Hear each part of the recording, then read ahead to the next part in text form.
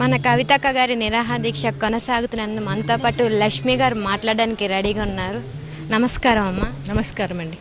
మీరు బీసీ సంఘానికి ప్రెసిడెంట్. అవును. సో అంటే ఇది ఖమ్మం ప్రజలకి జరిగినది న్యాయమే అంటారా మీరు? ఖచ్చితంగా అన్యాయం. ఖమ్మం ప్రజలకనే కాదు, ఇవాళ చేస్తున్న ప్రభుత్వం ఎక్కడ చూసినా అన్యాయమే చేస్తుంది. ప్రజలను ఎక్కడికక్కడ రోడ్డు మీద పడిస్తుంది. ఈ రోడ్డు మీద ప్రజలకి చేస్తున్న అన్యాయం, ఈ రోడ్డు మీద ప్రజలకి చేస్తున్న అన్యాయం చాలా క్షమించరానిది. ఇది అన్యాయం. అంటే మనం ఏదైతే ఇప్పుడు కాంగ్రెస్ ప్రభుత్వాన్ని క్వశ్చన్ చేస్తుంటే వాళ్ళు గత ప్రభుత్వం వాళ్ళు చేతకాక వదిలేసిన దాన్ని ఏదైతే గుంటలు ఏర్పడ్డారో దాన్ని మేము పూడ్చుకుంటూ వస్తున్నాం, మెల్లగా వస్తున్నాం అని అంటున్నారు. ఈ దీనికి మీరేమంటారు?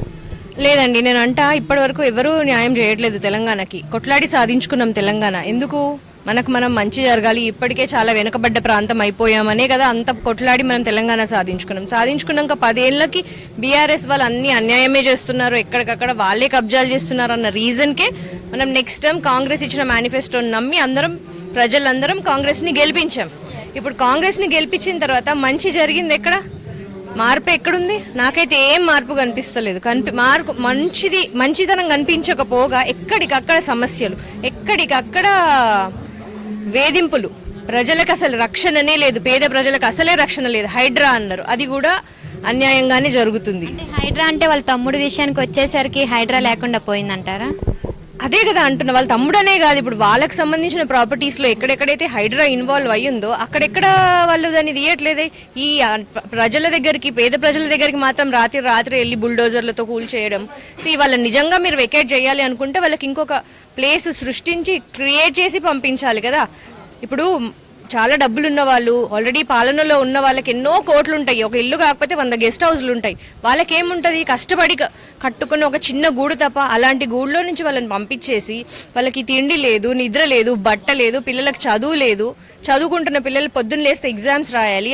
అలాంటి వాళ్ళని అన్యాయంగా ఇది అసలు తట్టుకుంటేనే నాకు. ఇప్పుడు ఇల్లు ఏదైతే కొల్లగొట్టారో దానికి రీజన్ ఏం చెప్తున్నారు? హైడ్రా అంటున్నారా, లేకపోతే గవర్నమెంట్ ప్రాపర్టీ అంటున్నారా? ఏమని రీజన్ ఇస్తున్నారు? వాళ్ళు 100 రీజన్స్ చెప్పినా అసలు అది గవర్నమెంట్ ప్రాపర్టీ కానే కాదు. భూదాన్ అంటే కొన్ని ఏళ్ల క్రిందట వాళ్ళకి అది దానం ఇచ్చేసిన భూమి, అది వాళ్ళ భూమి, వాళ్ళ దగ్గర పక్కా పట్టాలున్నాయి. అందుకే అంటున్నా, ఒకవేళ వాళ్ళకి ఏ నోటీస్, ఇప్పుడు రోడ్ వైడనింగ్ ఎక్కడంటే అక్కడ చేస్తున్నారు. రోడ్ వైడనింగ్ చేసిన వాళ్ళకే 100 సార్లు నోటీస్ ఇచ్చి జాగ్రత్తగా వాళ్ళు రీకన్స్ట్రక్ట్ చేసుకున్నాకే కదా రోడ్ వైడనింగ్ జరుగుతుంది. రోడ్ వైడనింగ్ జరగడం వల్ల ఎవరికి అంత తీవ్రని అన్యాయం అయితే జరుగుతలేదు.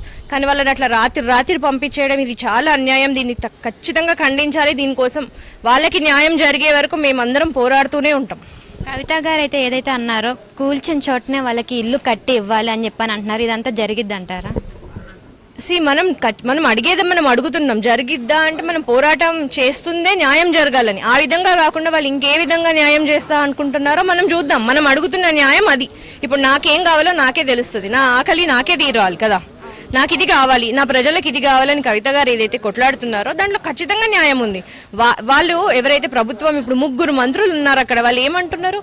మేము వేరే దగ్గర ఇస్తాము, కట్టించేస్తాము. మీరు అసలు ఫస్ట్ కూలగొట్టింది ఎందుకో? మీకు ఎవరిచ్చిండ్రా రైట్? డెమోక్రసీ అన్న కంట్రీలో మీకు ఎవరిచ్చిండ్రా రైట్? ఎవరైనా తెలిసిన మన ఎవరైనా ఇల్లు కూలగొడతారా? వాళ్ళు వచ్చి కూలగొట్టరు కదా. అక్కడ 700 కుటుంబాలు అన్యాయంగా రోడ్డు పాలు చేసే ధైర్యం మీకు ఎవరిచ్చిండ్రు?